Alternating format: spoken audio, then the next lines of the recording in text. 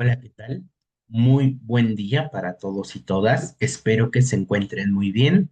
Con el gusto de saludarles una ocasión más, está con ustedes Raúl Ruiz Temis para abonar un video nuevo a nuestro canal del Heraldo Psicoanalítico. En esta ocasión, propongo a ustedes la temática de la psicoterapia de pareja de inspiración psicoanalítica.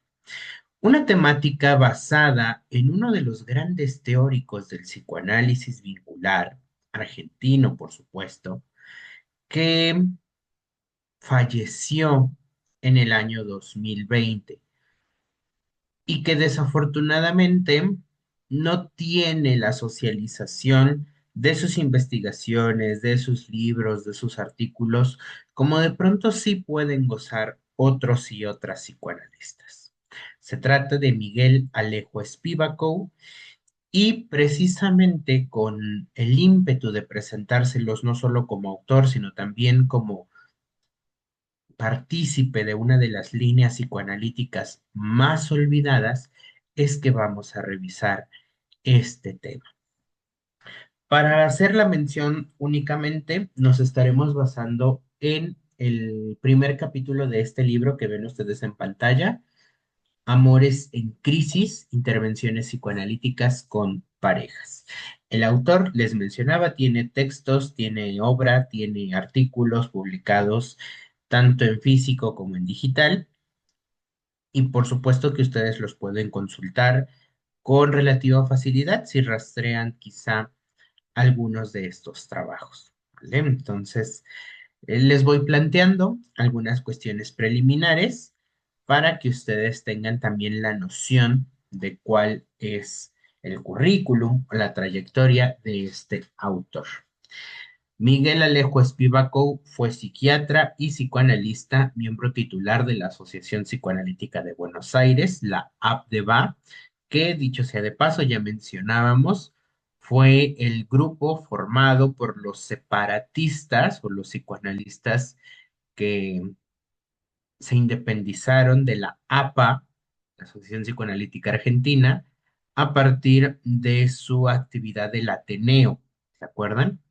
Y bueno, esta asociación tiene como figuras fundamentales a Janine Puget e Isidoro Berenstein como parte de los psicoanalistas que llevaron la aplicación de nuestra disciplina y su clínica a parejas y familias. Entonces, esos datos ya los veíamos en la tercera parte de las asociaciones y sociedades de psicoanálisis, donde enfatizábamos los devenires latinoamericanos. Por si no lo han visto, pues les recuerdo que ya lo pueden ver en el canal de YouTube. Entonces, era miembro titular Alejo Spivakov de esta asociación, de la Asociación Argentina de Psicología y Psicoterapia de Grupo, la Asociación Escuela Argentina de Psicoterapia para Graduados y la Asociación de Psiquiatras Argentinos. Fue jefe de residentes de psiquiatría en el Hospital Italiano de Buenos Aires, así como egresado cum laude de la Facultad de Medicina en la Universidad de Buenos Aires. Además de este libro, que es Amores en Crisis, tiene otros dos, que es este otro de donde estoy leyendo su breve semblanza, La pareja en conflicto, y uno más que le antecede, que se llama Clínica psicoanalítica con parejas entre la teoría y la intervención. Miguel Alejo Spivakov, insisto, es un autor que no tiene la difusión que de pronto merecería, y vamos a recordar un poco de su trabajo con este tema. Bien, algo que ha generado que la psicología, que el psicoanálisis y la psicología también, porque aquí vamos a rozar algunos aportes de lo sistémico, no incluyan en el estudio la vertiente vincular psicoanalítica, tiene que ver con que existe todavía un ímpetu, una búsqueda de definir a la práctica con parejas en la clínica de las y los psicoanalistas. Para Miguel Alejo Spivakov, los beneficios, las bondades, las virtudes que tuvo en el siglo XX el psicoanálisis individual, pensado inicialmente para su aplicación de esta forma, con población del uno a uno, hizo que familias y parejas se interesaran también en ser ayudados, apoyados, auxiliados, acompañados, tratados por psicoanalistas. Y entonces, poco a poco, se fue haciendo más extensiva la solicitud de tratamiento psicoterapéutico. Esto, por supuesto, desbordó los alcances iniciales por el tipo de población que se atendía con los dispositivos clásicos, a los cuales estaban dirigidos específicamente los tratamientos, sobre todo en la primera mitad del siglo XX.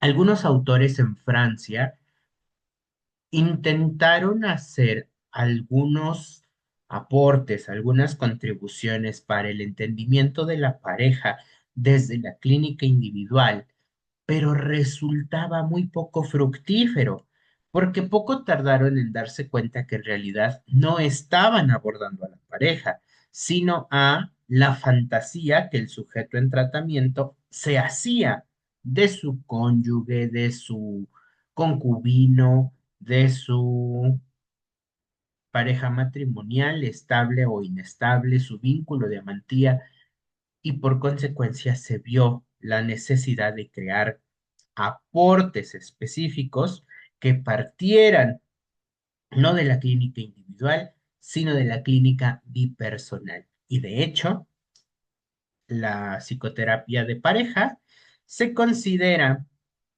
la vertiente mínima para que se hable de las intervenciones psicoterapéuticas en grupo. Ahorita vamos a ver por qué.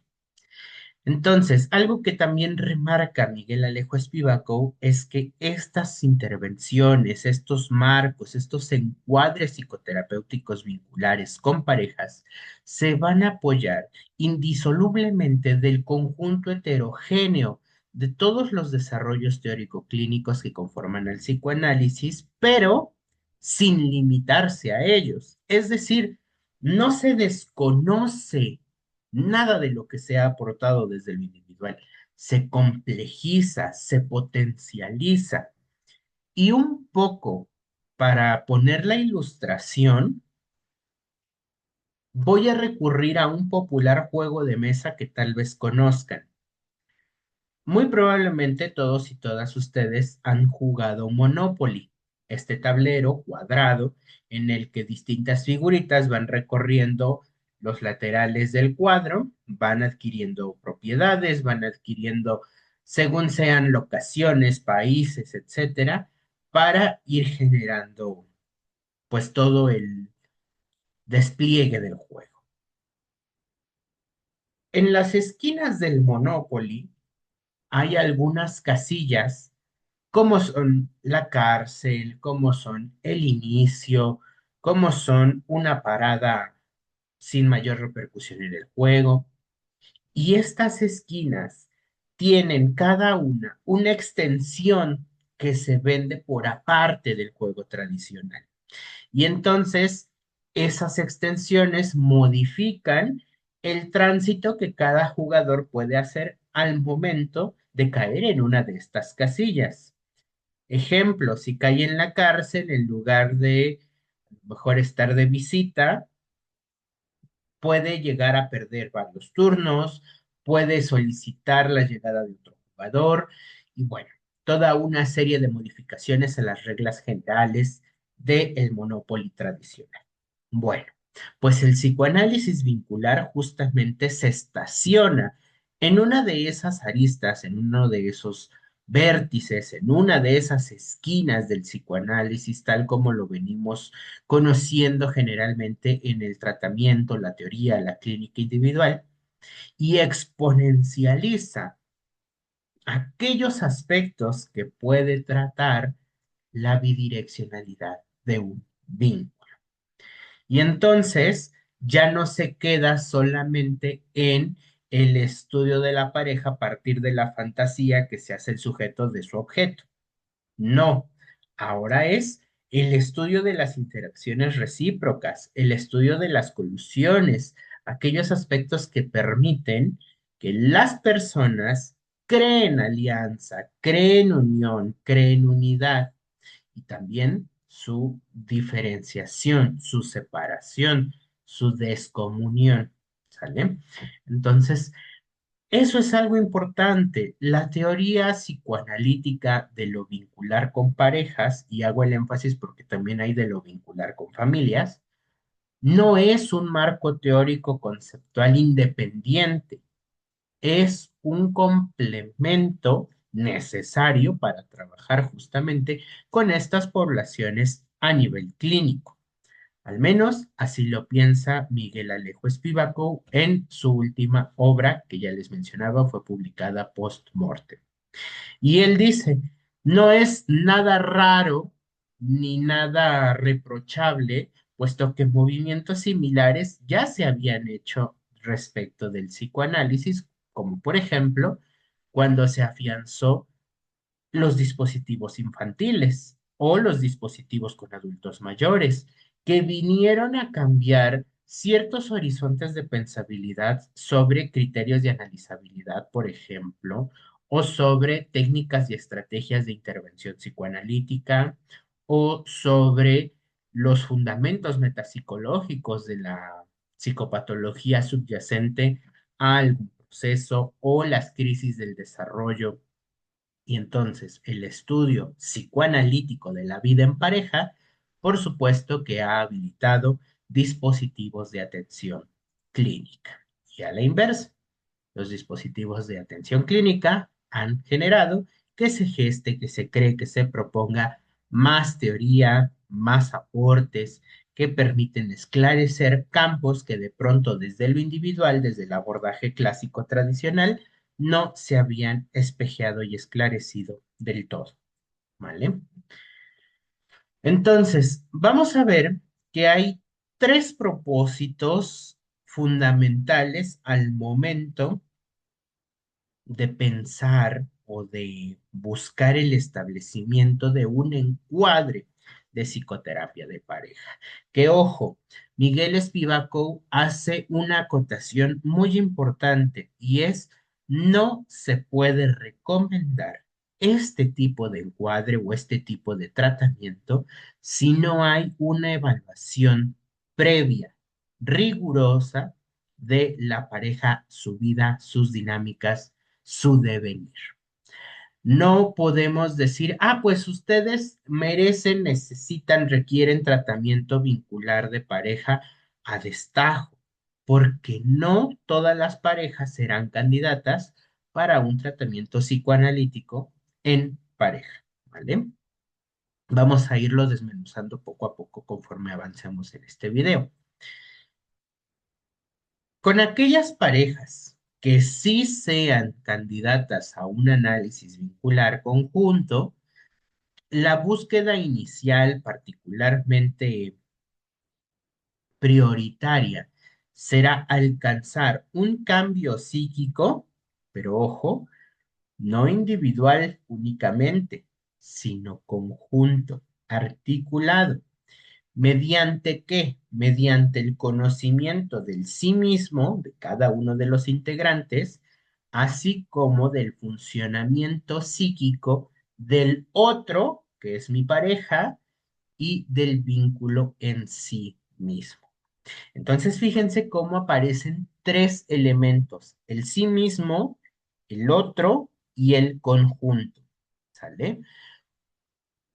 Aquí en pantalla ustedes pueden ver en rojito una palabra que subrayé, que es en francés, ustedes perdonarán la pronunciación si no es la adecuada, el partenaire, ¿sale? El partenaire ha sido traducido como el otro pareja, como el otro de apuntalamiento amoroso, como el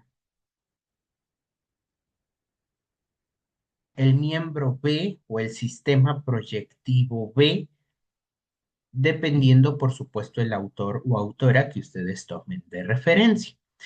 Spivak deja la expresión francesa partenaire, pero significa la pareja, no como conjunto, sino como el otro persona. ¿sale? Y aquí cobra relevancia estas figuritas que les puse en la parte inferior. Si se dan cuenta, la que está del lado izquierdo son dos siluetas que representan dos individualidades. Esto en lo cotidiano, en lo común, en lo habitual, podemos llegar a decir que son una pareja, ¿no? Porque tendemos a pensar la bina, el binomio, la dualidad, como pareja, casi de inmediato, porque incluso en las leyes así está pensada, así está estipulada y descrita. Pero en psicoanálisis, la noción pareja no solo involucra dos, sino como ya dijimos, involucra tres. Tú, yo y nosotros. O miembro proyectivo A, miembro proyectivo B, vínculo o colusión. O miembro de la pareja uno, miembro de la pareja 2, relación, ¿no? También así de pronto podemos encontrar algunas diferenciaciones en determinada literatura. En otras palabras, a los y las psicoanalistas interesados, interesadas en psicoanálisis vincular, más allá de pensar a la pareja como la unión de dos individualidades, tenemos que pensarla como la colusión de dos subjetividades que crean una terceridad. Y entonces aquí, en la imagen que ven a la derecha, tenemos las mismas dos siluetas humanoides con figura humana, pero en el medio, en el centro, en el punto de encuentro de sus respectivas subjetividades, vemos una tercera sombra, un tercer espacio. Ese tercer espacio, esa terceridad en devenir, es el vínculo, es la colusión. Por consecuencia de ese vínculo, de esa colusión, se va a encargar el trabajo, el tratamiento, el encuadre, el dispositivo psicoanalítico de parejas. No se trata de un tratamiento para cada uno de los miembros de la pareja y después sumar resultados. No, es un trabajo conjunto, es un discurso intrincado. Y entonces vamos a ir viendo que no solamente es sujeto uno más sujeto 2, sino que son individualidades entrecruzadas con una terceridad en devenir que se crea vínculo. Ilustración. En el mundo social hay una manifestación muy clara de cuando una pareja, psicoanalíticamente hablando, ha logrado convertirse en tanto tal. Y es la conjunción de los nombres. Si ustedes recuerdan, hubo un tiempo donde a la pareja constituida por Brad Pitt y Angelina Jolie se les denominaba en la farándula, en los espectáculos, en el mundo social, como la pareja Brangelina.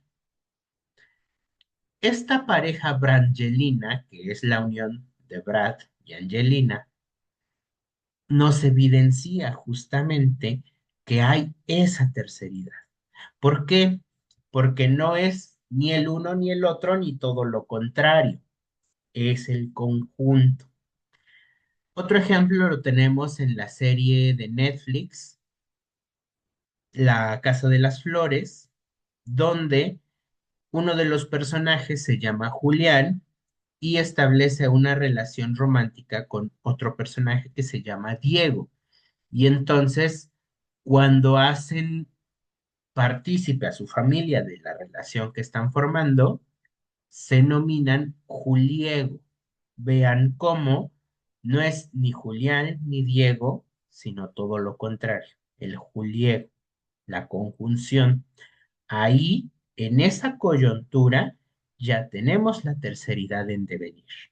Y es de esa terceridad en devenir es de ese encuentro, es de ese espacio compartido, es de ese escenario conjunto que comparten en lo mental que va a devenir el proyecto familiar, por ejemplo, si es que la pareja decide adoptar hijos o hijas, procrearlos propiamente, poner un negocio, tener una mascota, cuidar plantitas. Es un proyecto compartido, conjunto, intrincado, que nos va permitiendo entrever esa terceridad.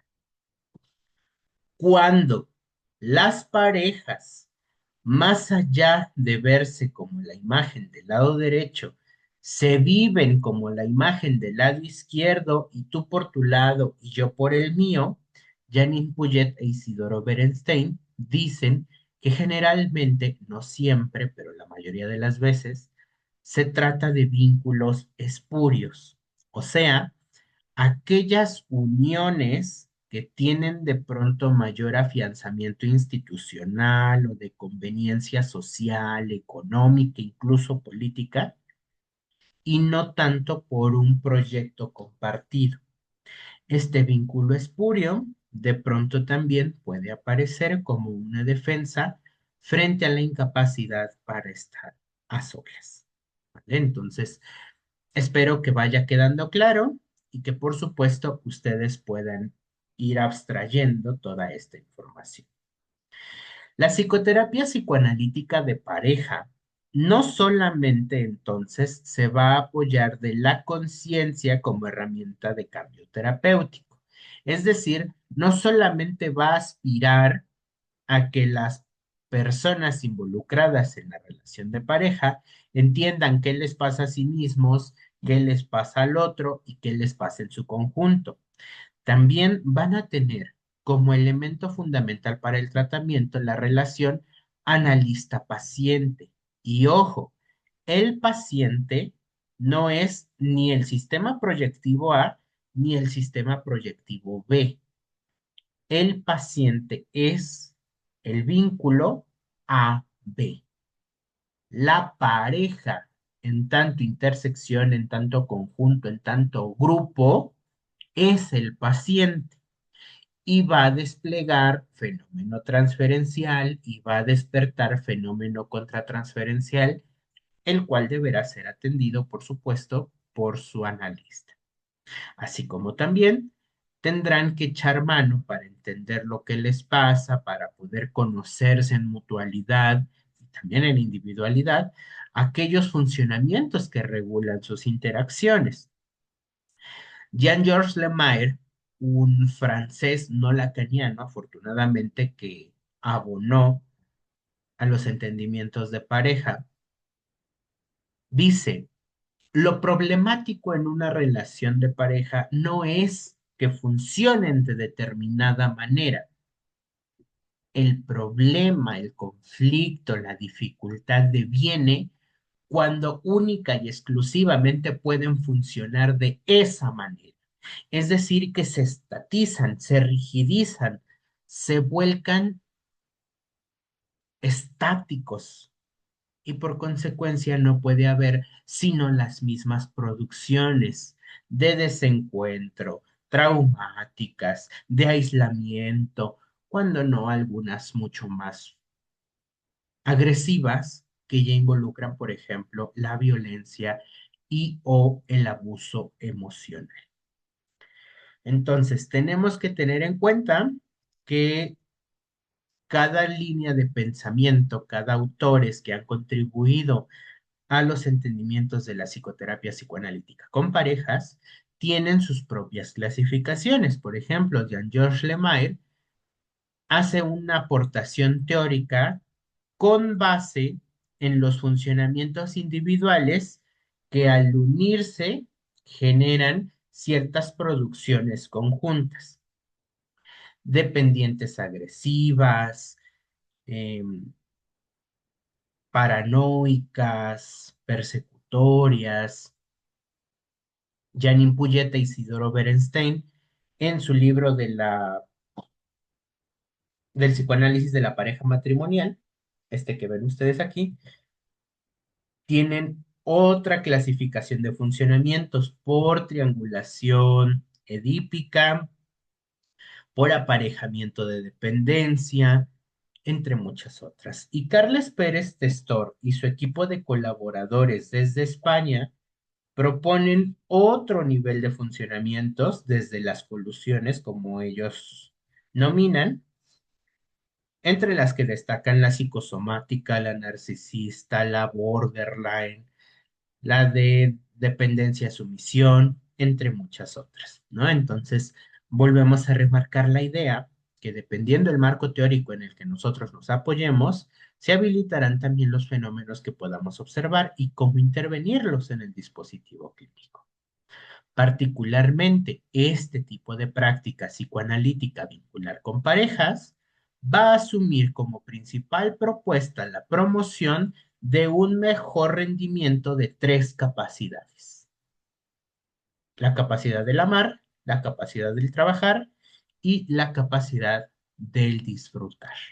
Si se darán cuenta, son incluso las mismas que viene de alguna manera promoviéndose en psicoanálisis desde sus inicios con la tinta y pluma de Sigmund Freud. ¿Vale? Entonces, se van dando cuenta, son justamente contribuciones que amplían una perspectiva mucho mejor lograda, un horizonte de pensabilidad mucho más ampliado sobre el qué hacer clínicamente con el paciente que consulta. En este caso, el paciente vínculo, el paciente pareja. ¿Cuál es la propuesta clínica de Miguel Alejo Espívaco? En particular, él nos hace una enunciación importante. Dice que nuestra práctica, en este caso con las parejas, orientada psicoanalíticamente, no busca que las personas, que la pareja, que el vínculo se adecue a ningún modelo de funcionamiento sociocultural, ni tampoco va a tener por objetivo prioritario salvar a la pareja de su disolución. Hacemos aclaraciones. Hay modelos psicológicos como el sistémico, sobre todo el estructural, que sí o sí pugna porque la pareja se salve, pugna porque la pareja no se diluya, pugna porque la pareja se mantenga. Y solo en casos muy, muy específicos puede ver como benéfico que haya una disolución siempre y cuando se salvaguarden otros sistemas. Por ejemplo, el sistema fraternal en una familia o el sistema filiativo, que es de la relación padres, madres, hijos, hijas. En psicoanálisis no. En psicoanálisis, cuando se abordan parejas, no se busca que éstas se salven de la disolución o que no se separen o que eviten la ruptura de las alianzas. Lo que se busca precisamente es que las decisiones que tomen sobre su devenir les procuren el mayor amor, el mayor disfrute y la mayor capacidad para trabajar, sea en la unión o sea en la desunión. Y si adviene como efecto del proceso psicoterapéutico una disolución de la misma, que sea de la manera menos intempestiva, menos traumática, menos dramática en el sentido avasallante del término. ¿Sale?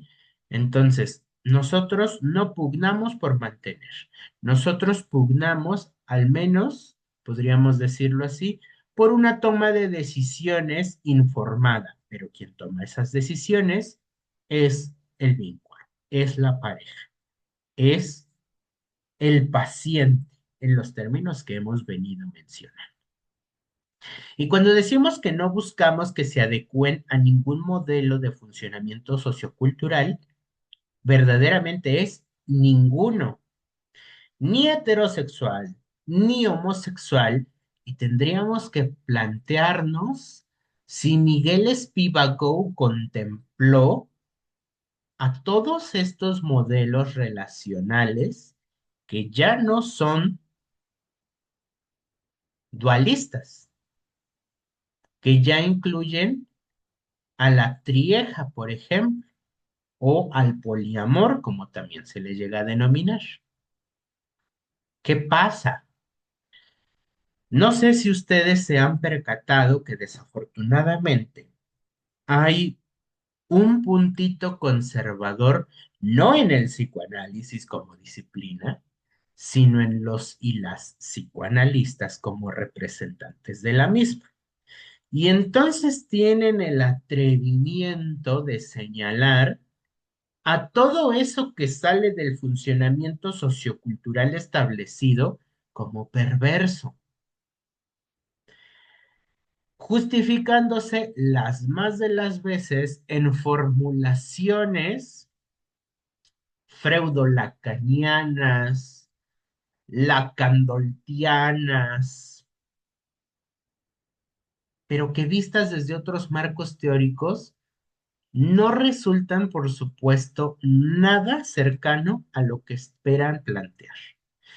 Y eso entonces más bien evidencia un intento de superioridad moral injustificada por parte de esas analistas, que de fondo podría estar encubriendo motivaciones potencialmente deplorables, ¿no? Como lo que de pronto proponen autores como Socárides, como Radó, entre muchos otros, ¿no? Entonces, de ahí, más allá de manejarnos con certezas, permitamos el advenimiento de la duda y cambiemos las verdades universalistas a las que de pronto se aspiran por certidumbres, certidumbres que no sean estáticas, que puedan, por supuesto, modificarse a partir del cuestionamiento y la reflexión. Entonces, el propósito del encuadre, del tratamiento, de la intervención clínica psicoanalítica con parejas no es ni adecuación a los modelos socioculturales establecidos y mucho menos a la salvaguarda obligada del vínculo de pareja. Si se disuelve, que sea de la manera más informada, menos avasallante, menos traumática posible. Si se mantiene, que puedan ellos entrever también cómo de pronto su funcionamiento individual y colusional vincular de pareja puede estar realimentando ciertas problemáticas, ciertos conflictos y cómo potencialmente puede resolverlos. Ahora, algo que va a diferenciar la intervención psicoanalítica de parejas con la intervención psicológica sistémica que trabaja también con parejas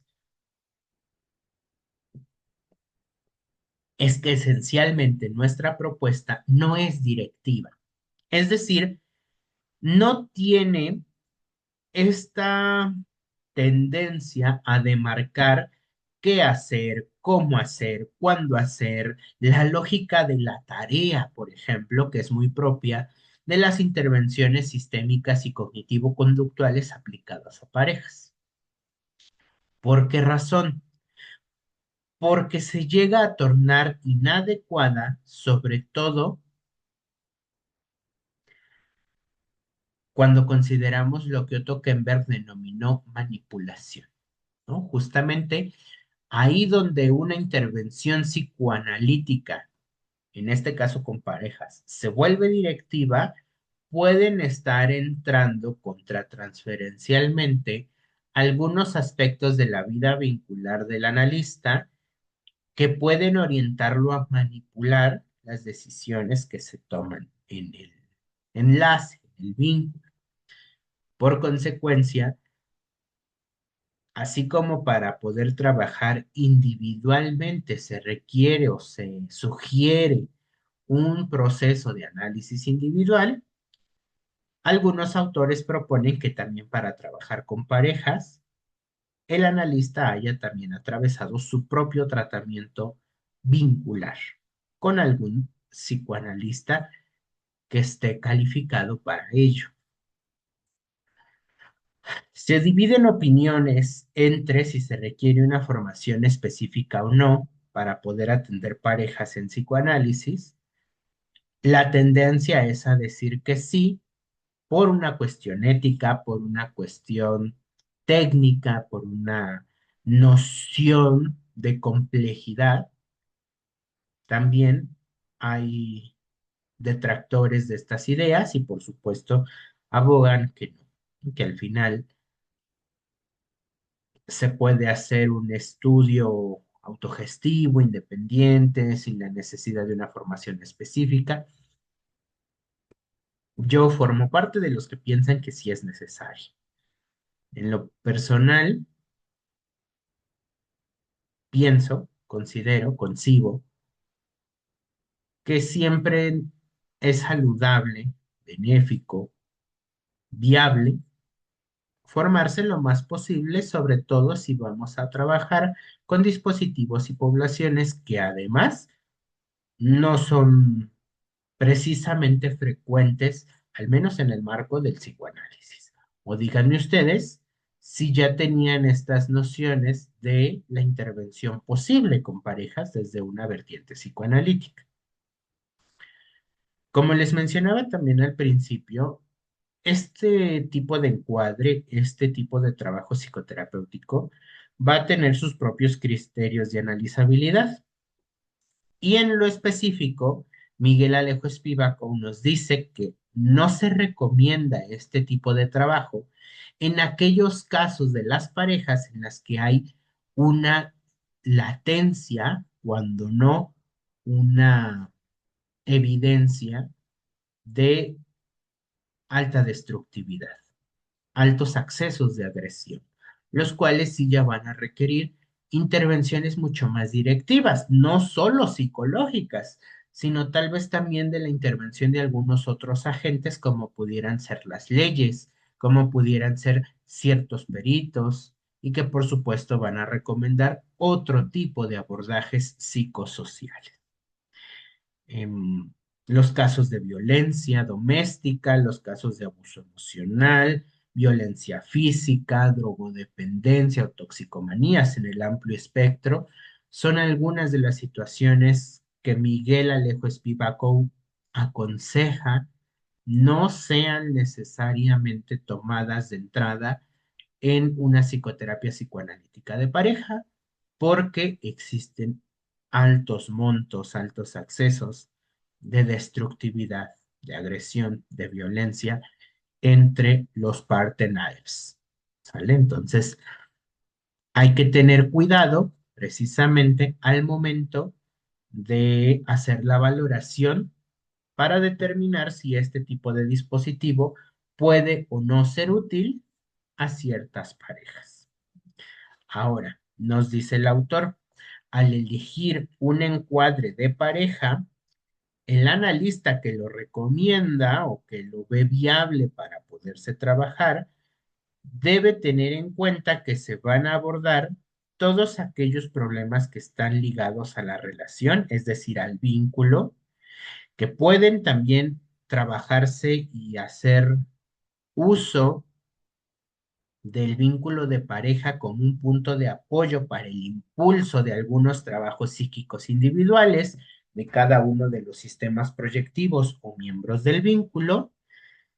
Y también puede llegar a ser útil cuando de pronto el analista evidencia que hay un antecedente importante de tratamientos previos que se han venido enfrentando al fracaso y que por supuesto no han permitido el abordaje de los conflictos de estos pacientes, tanto tratamientos individuales como tratamientos conjuntos dentro, por ejemplo, de algún marco psicológico, cognitivo, sistémico, narrativo, humanista, conductual, y que no haya resultado benéfico para ellos, ellas, según sea. ¿Sale? Entonces, vamos viendo que la propuesta clínica de Spivakov está muy enriquecida porque no se limita, sino más bien va generando puntos de sustancia, puntos de quiebre, puntos de accesibilidad, puntos de analizabilidad como tal. Ahora bien, no perdamos de vista que el vínculo es el participante protagónico. La relación, la pareja, en los términos de terceridad que ya les comentaba, deben de ser los agentes primordiales. Nos dice el autor, al intervenir con una pareja, como analistas debemos asumir una perspectiva amplia que considere a esta pareja como una totalidad y por lo tanto no se debe de perder de vista ni siquiera por un instante que lo que dirige el analista a uno de los miembros, por supuesto, va a afectar al otro. Janine Puyette e Isidoro Berenstein dicen que así como el sujeto A tiene una representación mental del sujeto B y el sujeto B tiene una representación mental del sujeto A, que tradicionalmente conoceríamos como objetos, el objeto del sujeto A y el objeto del sujeto B, también van a tener un objeto pareja, es decir, la representación mental que el sujeto hace va a ser de su relación y el objeto mental que va a representarse el sujeto B de su relación con A. Eso es justamente un punto importante porque no podemos perder de vista que de pronto una intervención, un abordaje, un señalamiento, una acotación dirigido a uno de los miembros va a generar repercusiones en el otro miembro y en las representaciones que cada uno pueda tener de su relación conjunta. Y por consecuencia, no es que debamos de ser cautelosos por tocar temas frágiles. En psicoanálisis la fragilidad de los temas no existe. Algunos tienen mayor o menor dificultad para acceder y traer a la conciencia los contenidos que los mantienen en funcionamiento desde lo inconsciente, pero no tendrían por qué convertirse en tabú. Temas económicos, temas sexuales, temas familiares, temas laborales, de aspiraciones, de cómo de pronto pudo estar sostenida la relación en un primer momento y cómo de pronto pudo también trastocarse con el devenir del tiempo, sean 2 semanas, sean 6 meses, sean 20 años. Cómo cambiamos de manera individual y de manera conjunta en este trayecto. Y es por tanto que Miguel Alejo Spivako sostiene que entonces la psicoterapia de pareja inspirada psicoanalíticamente va a ser muy benéfica y altamente recomendable para aquellos casos en los que la dinámica intersubjetiva sea de enfrentamiento, de desencuentro y o de aislamiento doloroso. Es decir, peleamos más de lo habitual, ya no compartimos tanto tiempo como antes. Siento que me ha relegado por atender a su familia, a sus amigos. Ya no somos los mismos. Algo cambió. Ya cumplimos los planes que teníamos y ahora no sabemos qué hacer y empezar a escuchar si ese discurso es conjunto o es enunciado solo por una de las partes o si la otra parte asume lo que dice el otro sin objetar o sin aportar nada más. Y eso nos va dando pauta de los diferentes funcionamientos o las diferentes colusiones. No vamos a entrar de lleno en ese tema porque nos daría para un video muchísimo más largo. Hoy me propongo que ustedes conozcan primordialmente que este tipo de intervención existe, se puede hacer y cuáles son los marcos que lo orientan.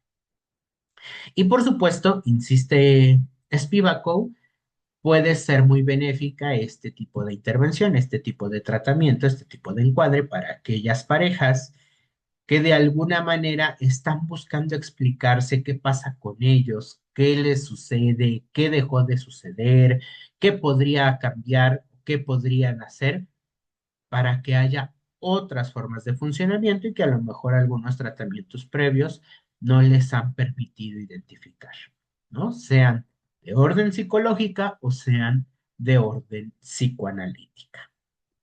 Así que aquí ya tenemos algunos elementos más que abonan a los criterios de analizabilidad.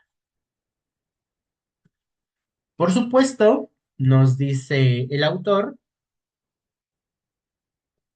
el clínico no debe suponer que será una cuestión sencilla de identificar los conflictos que de pronto aquejan a las parejas que le consultan, porque así como en psicoanálisis individual, por ejemplo, un funcionamiento neurótico de tipo obsesivo puede ser distinto en el paciente A y en el paciente M y en el paciente Z, y un funcionamiento límite puede ser diferente en el paciente C y en el paciente R y en el paciente T.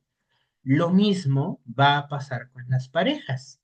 Los vínculos, aun cuando puedan responder a un mismo tipo de colusión, narcisista, border, por triangulación psicosomática, van a tener especificidades que los harán únicos. Porque, ¿qué creen? Supongamos que tenemos cuatro sujetos, sujeto A, sujeto B, sujeto C y sujeto D.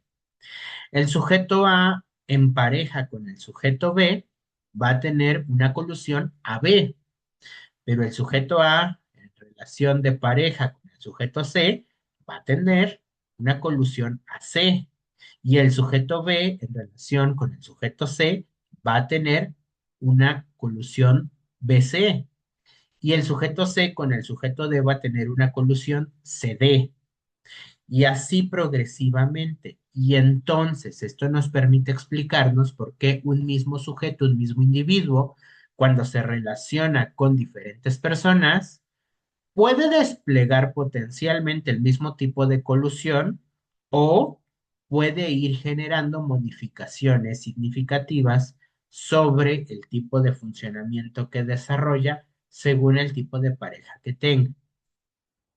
Habitualmente la teoría nos diría que una persona es proclive a desarrollar similares funcionamientos dependiendo de las parejas con las que se relacione, porque por muy diferente que sea en lo individual, van a tratar de emparejarse esos elementos inconscientes que ayudan o benefician o facilitan esas uniones. Pero también la teoría vincular se ha dado cuenta que no necesariamente va a ser así en todos los casos, que no necesariamente es una regla universal, y que por supuesto, así como en lo individual, en lo vincular también debemos atender el caso por caso, paciente por paciente, vínculo por vínculo. Y entonces, en general, no limitándonos a ello, los conflictos de las parejas tienden a ser aleaciones de amor y odio. Una aleación, sobre todo en joyería, por ejemplo, es este producto que se hace a base de dos o más metales en una sola pieza. Por ejemplo, pulseras, aretes, pedrería, anillos. De pronto son aleaciones entre plata y acero, por ejemplo, o de oro con un poco de cobre, quizá para darle fuerza.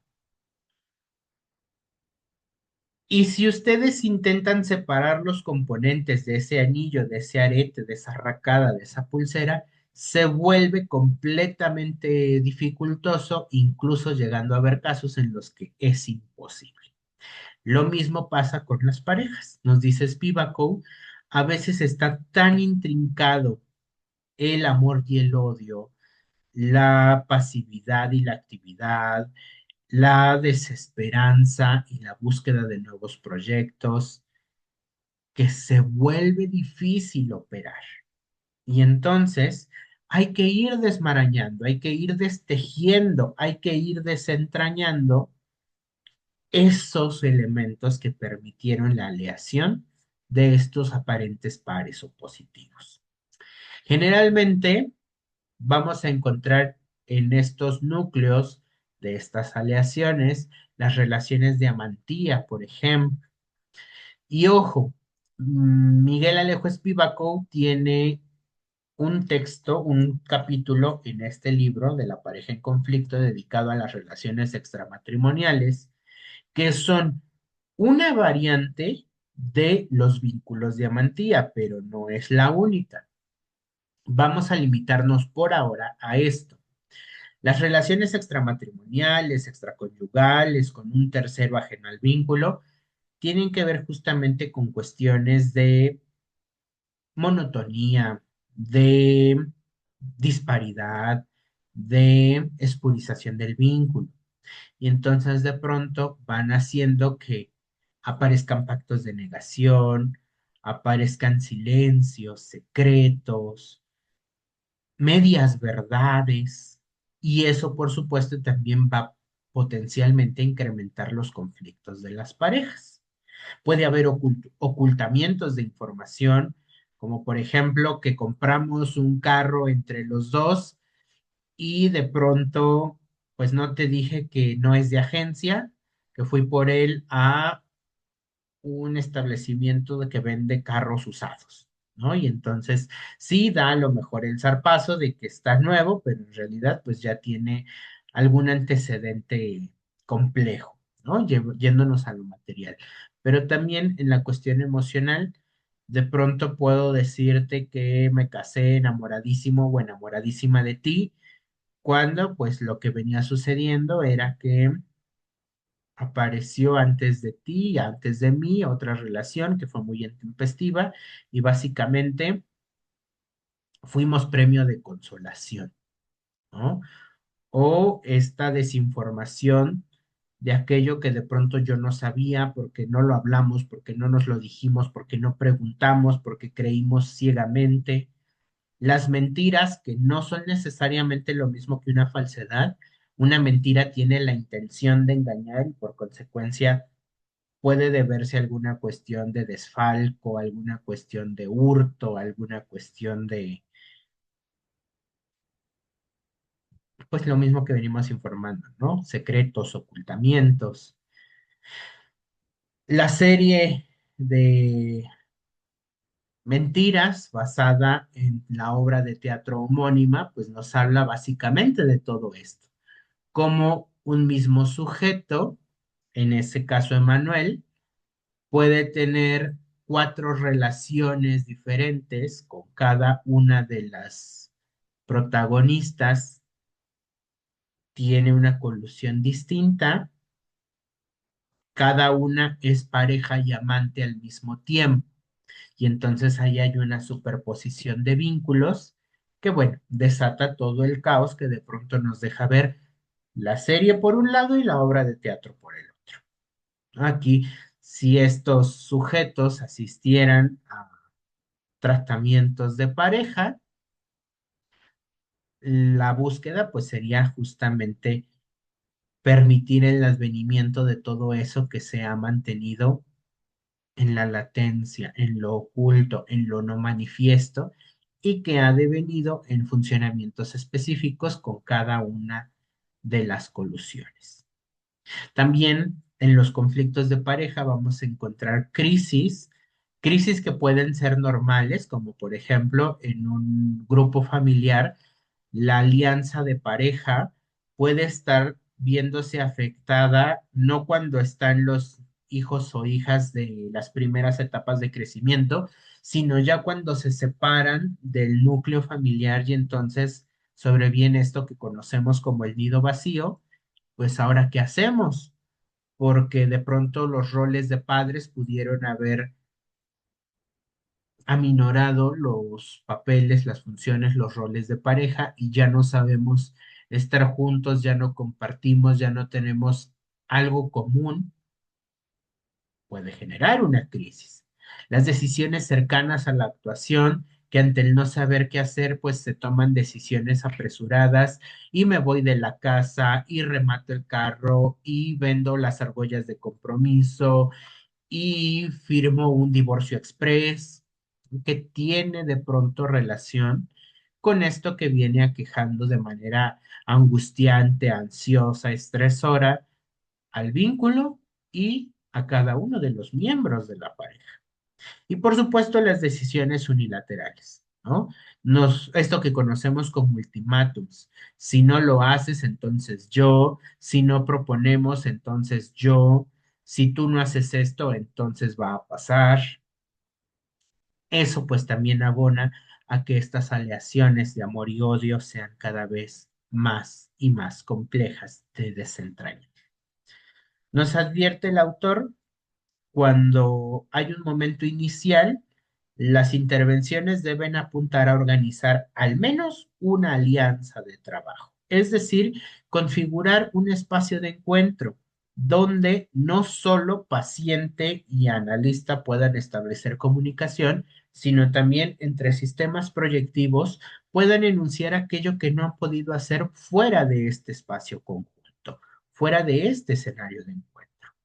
Y aquí si se dan cuenta, cuando Spivak evoca la alianza de trabajo, sin duda alguna nos remite a Ralph Grinson, uno de los tantos representantes de la psicología del yo, que justamente buscaba aportar la importancia de este espacio libre de conflictos en la relación clínica, terapéutica, más allá de la transferencia y los despliegues contratransferenciales. Una parte racional, incluso la mencionaba Grinson en su momento.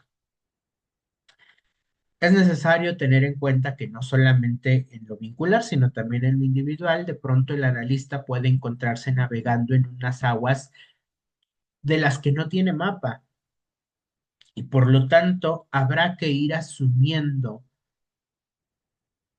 que en gran medida, en gran parte, vamos a operar a ciegas y por lo tanto ir orientando, ir direccionando la proa hacia algún territorio que pueda ser benéfico para la pareja.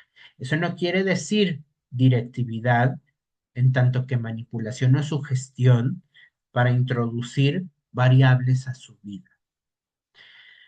Otto Kemper justamente habla de algunos principios, sobre todo en la psicoterapia de apoyo pensada para casos graves de tratamiento individual, donde puede ser muy útil la sugestión clínica, pero en este caso no es así. No aplican esos principios y pues tal vez en un futuro no muy lejano podremos abordar ese tema en otro video del Heraldo Psicoanalítico para que ustedes puedan conocer esa propuesta. Pero en este caso, con las parejas, siguiendo a Miguel Alejo Spivakov, ir orientando la proa para que tome cierta dirección y puedan encauzarse en la navegación hacia buen puerto, pues involucra desplegar esta alianza de trabajo, configurar el espacio de encuentro, habilitar la posibilidad comunicacional de los sistemas proyectivos, los integrantes, los miembros de la pareja en tanto tal.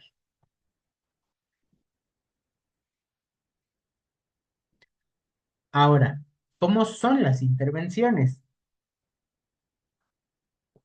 Porque así como no es lo mismo intervenir con un adulto de 40 años a con un niño de 5 a con un adulto mayor de 80, tampoco es lo mismo intervenir con parejas o con familias en el caso de lo vincular.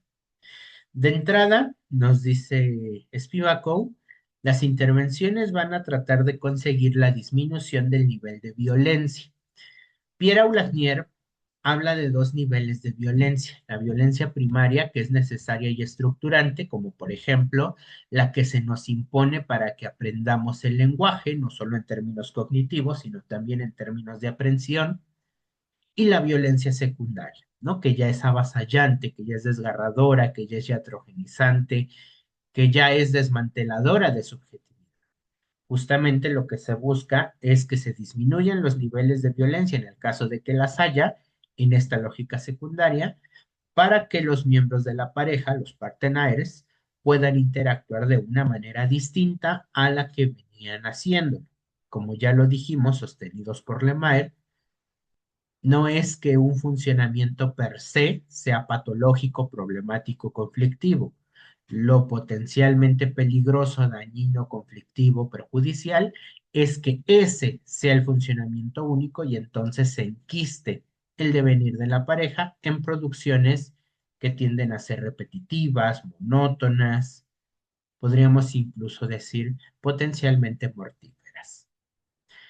Como psicoanalistas, escuchamos, preguntamos, nos vamos interiorizando en la situación, en este espacio de encuentro, en esta alianza de trabajo que esperamos se despliegue, y en las entrevistas, antes de decidir si el caso es viable para ser trabajado psicoanalíticamente con una intervención de parejas, tenemos que reconocer. Uno, si lo podemos trabajar. Dos, si es recomendable el tratamiento dual. Tres, si es lógico, productivo o potencialmente benéfico que sea orientado psicoanalíticamente. Como ya lo mencionamos hace unos minutos, si hay un exceso de destructividad, si hay antecedentes de toxicomanía, de drogodependencia, de abuso emocional, de altos indicadores de violencia, muy probablemente lo aconsejable sería que se trabajaran con otro tipo de instancias. Y entonces aparece la figura de la derivación.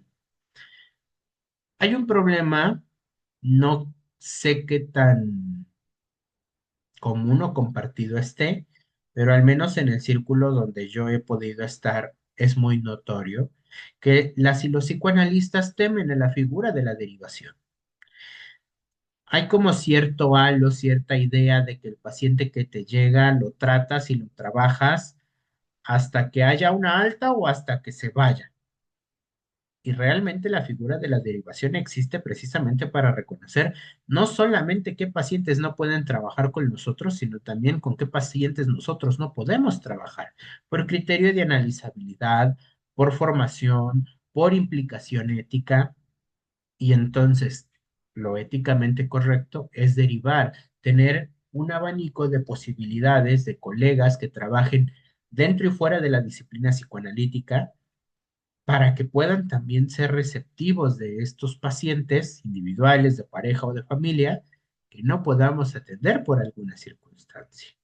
Entonces, no temamos a derivar, al contrario, es un proceso más ético que quedarse con un paciente del que probablemente no tenemos la formación para trabajarlos o nuestros compromisos subjetivos implican una confrontación que no será productiva, entre otras razones.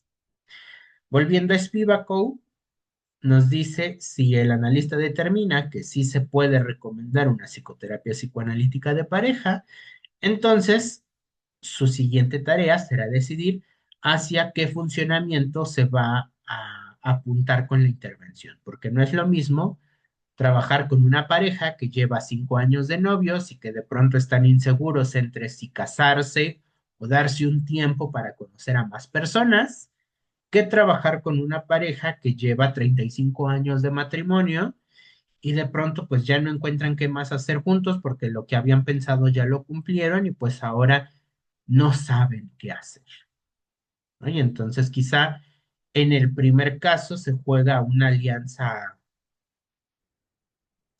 matrimonial, conyugal, de noviazgo, mientras que en el segundo caso también se incluyen algunas alianzas parentales, de filiación, por supuesto alianzas familiares con el grupo extendido.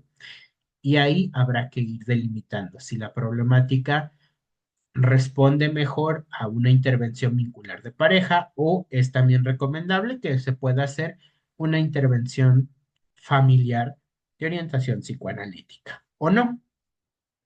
Todo eso forma parte de las intervenciones que se hacen desde las primeras sesiones de entrevista. Obviamente, si se determina que sí y que la psicoterapia psicoanalítica de pareja es viable, entonces para llegar a esa conclusión tiene que haber una lectura del material clínico de las problemáticas que está presentando la pareja y, por supuesto, una formulación provisoria del proyecto terapéutico que se puede establecer, las cuales, por supuesto, se tienen que ir actualizando. Y como mencionábamos en un video anterior, donde hablábamos sobre la metapsicología, podemos echar mano de esos componentes para ir actualizando nuestro material clínico y nuestro proyecto terapéutico. Factores tópicos, económicos, dinámicos, adaptativos, genéticos, estructurales, no solamente del funcionamiento individual, sino también de la colusión vincular. ¿Sale? ¿Cómo vamos a ir generando esta formulación provisoria del proyecto terapéutico? Vamos a tener que considerar algunas perspectivas importantes. Nos dice Spivakov a partir de sus investigaciones hechas con parejas en la clínica. Es importante realizar un diagnóstico operatorio de cada uno de los sistemas proyectivos o de los partenaires a nivel intrasubjetivo.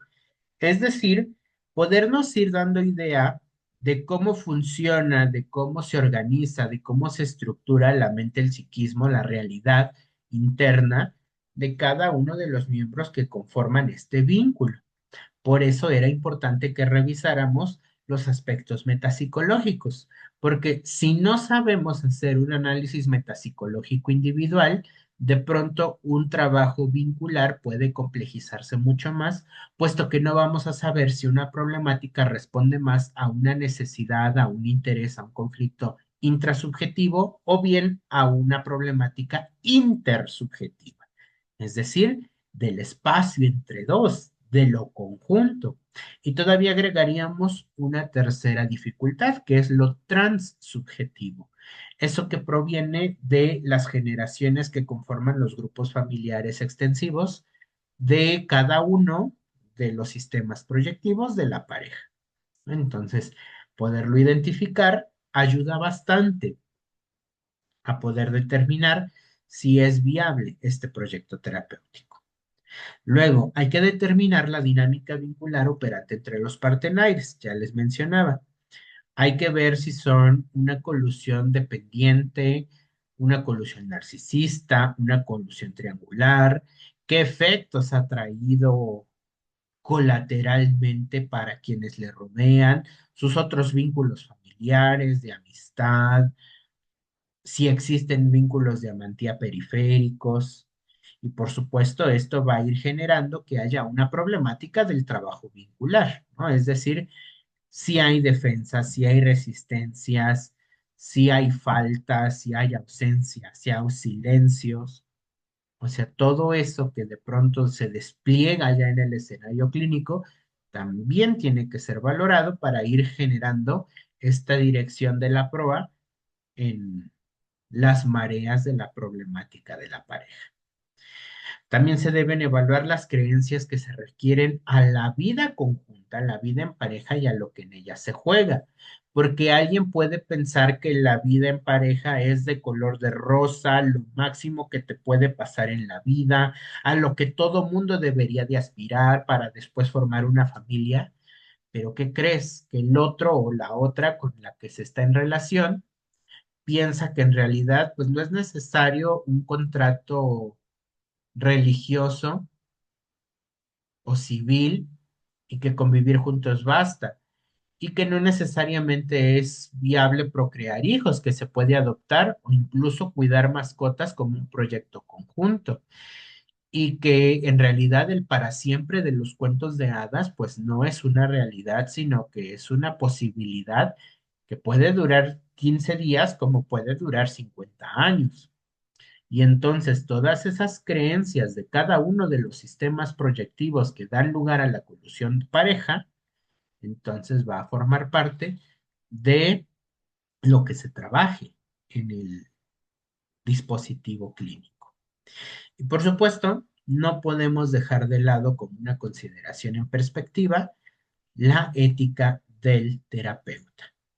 Nuestro propósito, ya dijimos, no es conciliar para que no se separen, no es mantener a fuerza a la pareja para que no se disuelva, sino más bien ir en procura, ir en búsqueda de propiciar esa armonía y esa satisfacción del fluir de la relación, incluso si ésta decide separarse, y que no sea del todo dramática en los términos que ya hemos planteado. ¿Sale? Si se dan cuenta, entonces el trabajo psicoanalítico con parejas no es necesariamente una modificación aversiva o agresiva a lo que ya podemos ir conociendo de psicoanálisis. Al contrario, es una contribución que permite orientar incluso mucho mejor los tratamientos individuales. Cuando tuve la oportunidad de ser docente sobre esta línea vincular del psicoanálisis, mencionaba con mis entonces estudiantes que justamente algo de lo que hacemos en psicoanálisis vincular puede ayudar mucho para el tratamiento de los pacientes individuales, porque entonces ya no reducimos solo a sus potenciales parejas como un objeto de su yo, sino también lo podemos ir percibiendo como un otro, que puede tener necesidades, que puede tener intereses y que aunque no lo conozcamos y que no esté en tratamiento en ese momento, se permite hacer un telescopaje de todo esto relacionado a su funcionamiento, sus creencias, sus problemáticas en relación al paciente individual que puede estar frente a nosotros, ¿no? Entonces, ayuda mucho porque amplía la visión y no solamente encasilla al otro a una mera representación mental, objetal, del sujeto en cuestión.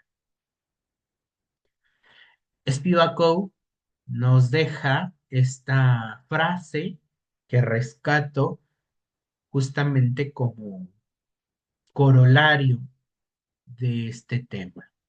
Y él nos dice, en la terapia de pareja debemos incorporar a nuestros esquemas referenciales muchísimos aportes de otras disciplinas, porque para defender lo mejor del psicoanálisis no es buen camino encerrarse en una cajita de cristal.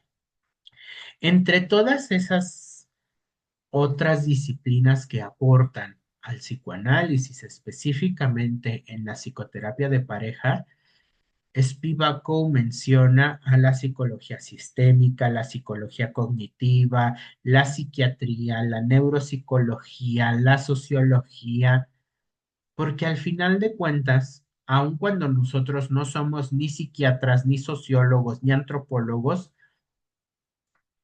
enriquecernos de esos entendimientos va a permitir también poner en perspectiva el conflicto que pueda estarse gestando.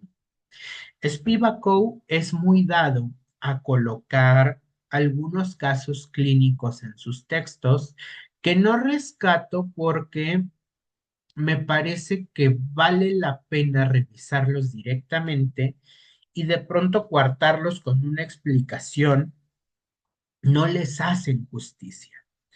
Pero les recuerdo que estamos tomando de referencia Amores en Crisis.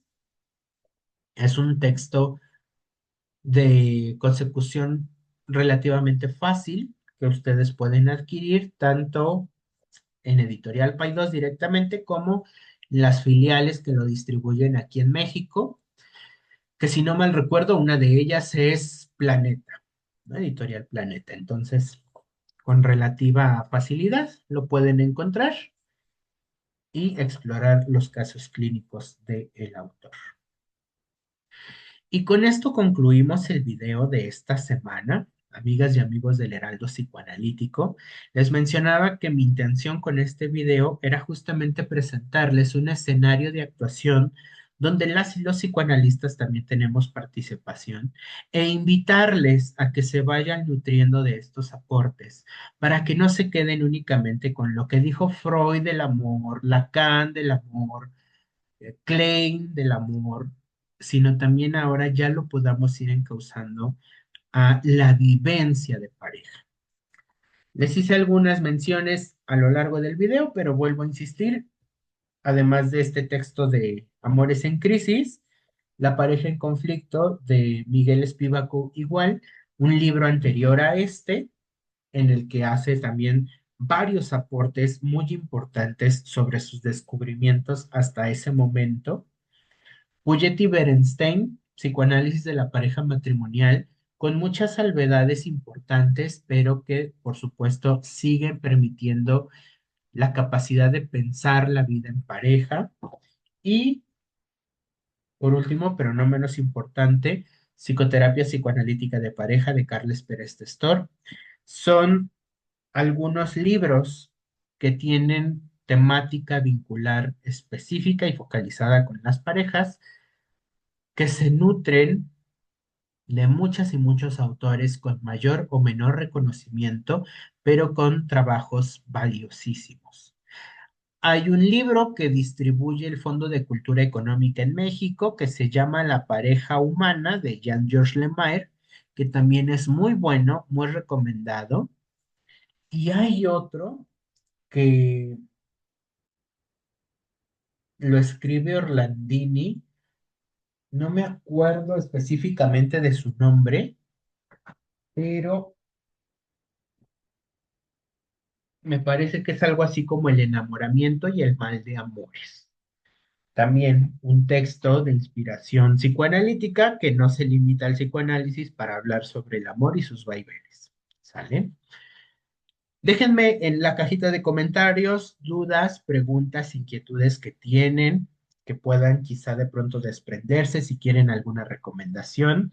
Más adelante tengo pensado abordar el tema del amor desde una visión vincular, ¿no? Que justamente también la trabajan Miguel Espivacou y Alba Brengio en un libro de Janine Puget, donde ella actúa como compiladora, ¿no? Y justamente en ese texto vemos una visión conjunta de lo que es el devenir amoroso en las parejas.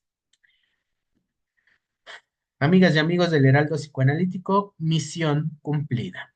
Terminamos con este video. Cualquier cosa, saben que pueden seguir las redes sociales, mandarme mensaje en caso de algún requerimiento, Facebook, Instagram, YouTube, Heraldo Psicoanalítico, el correo psiquis.divan@gmail.com para consultas más pormenorizadas, solicitud de algún material especial. Nosotras nos estaremos viendo en una próxima ocasión para un nuevo video en este canal. Que estén muy bien. Se despide Raúl Ruiz Temis con el gusto de cada semana. Hasta luego.